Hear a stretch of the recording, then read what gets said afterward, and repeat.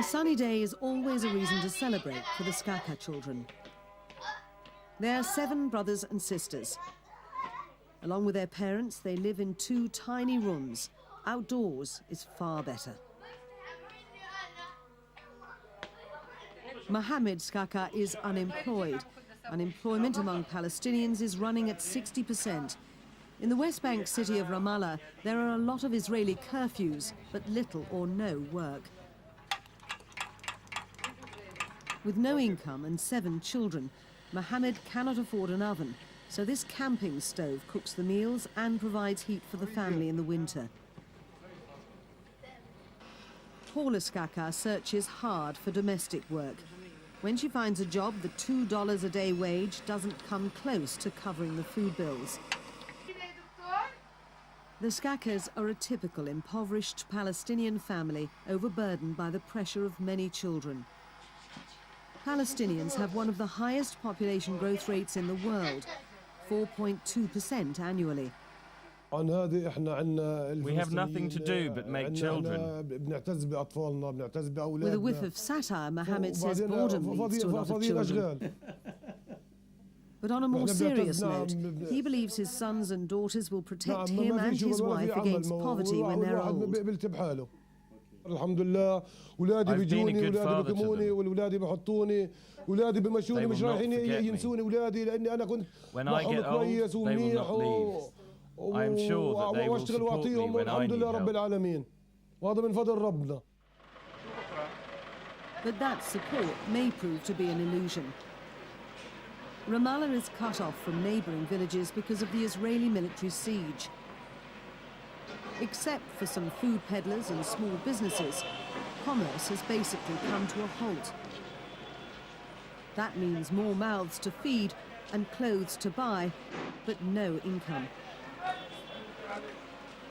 If Ramallah in the West Bank is suffering from a growing population, Gaza is exploding out of control.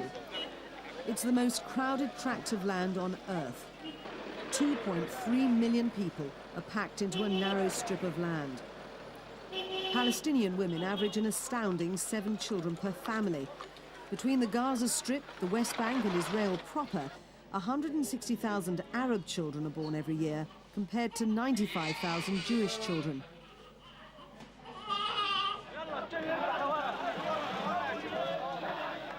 With the Intifada raging into its 3rd year, many Palestinians believe the demographic trend is its most potent weapon. The consensus on the street is that they could eventually drown the Jewish state with an exponentially growing Palestinian population.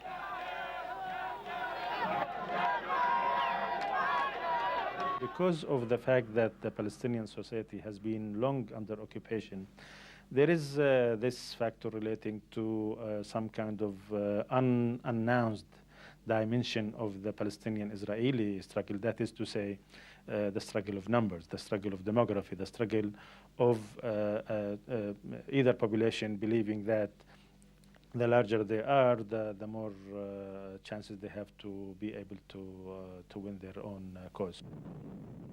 Israel has held on to the West Bank and Gaza for 36 years. It's built many settlements, believing this is also Jewish land. But Israeli demographers are now saying holding on to the territory is tantamount to committing national suicide. Professor Arnon Soffer frightens many Israelis. An expert on population trends, he says the numbers speak for themselves. With 5 million Jews, 4.4 million Arabs, and 250,000 foreign workers, Israel may lose its Jewish majority within a decade if it holds on to the West Bank and Gaza. And therefore, I'm preaching to unilateral separation. We don't have a partner for negotiation, and we have immediately to close our borders and to say, we are here, you are there. If you want help, please. If you don't want, we will defend ourselves. Gaza is a nuclear bomb. It's not just an explosion, a nuclear bomb. 2.6 million people in less than 20 years. Unbelievable. There's a huge burden on Israel, on the West, and we will see more and more suicide bombers, and we have a problem. Yes, yes, indeed. The exploding population is already a heavy burden for families like the Zkaikas. Welcome. Thank you. Mohammed's sister, Subi, is visiting from Bethlehem, where she has 5 children of her own. There is not much for dinner to greet the guest.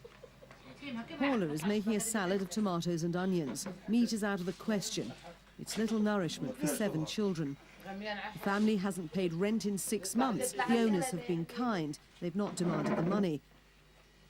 When they were first married, Hawla never thought about family planning, but she thinks about it now.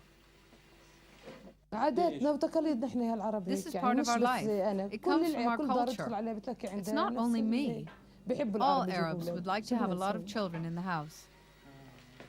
If I knew my situation would be like this, I wouldn't have all these children. This population explosion may be an effective demographic weapon, but it's placing an enormous burden on the already bankrupt Palestinian Authority.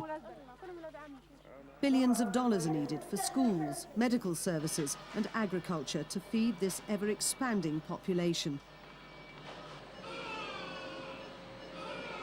I don't think the growth rate that we are witnessing now is healthy, because the future Palestinian state will probably collapse under its own weight if this growth rate continues.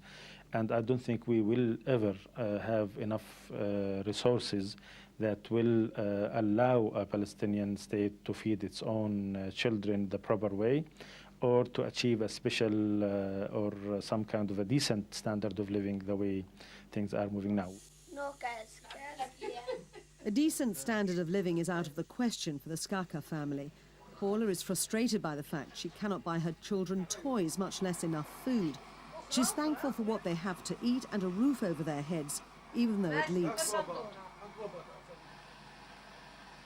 Like many large Palestinian families, Mohammed and Hawla put their faith into God's hands. Stoicism is a basic attribute for these families. In wintertime, my kids and I suffer a lot. We all have to squeeze together. In summer, they play on the streets. When we sleep close to each other. You can see the mattresses are outside, because we have nowhere to put them. You can see the floor and ceiling are ruined. The demographic threat to Israel's Jewish identity does not only come from the occupied West Bank and Gaza. There are roughly 1.5 million Arabs who are citizens of Israel living within the state. Their population is also rapidly growing. El-Fahem was little more than a village several decades ago. Now it's a city, and it's quickly expanding. The Arab population boom is also affecting Israel's Negev Desert. It was empty and barren 20 years ago. Now it's dotted with numerous Bedouin towns.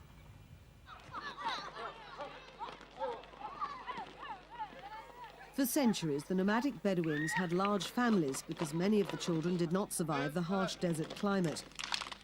With Israeli healthcare, the child mortality rate is approaching 0. Schools for the numerous children cannot be built fast enough. Israel is slowly constructing a fence to seal off much of the West Bank from the Jewish state.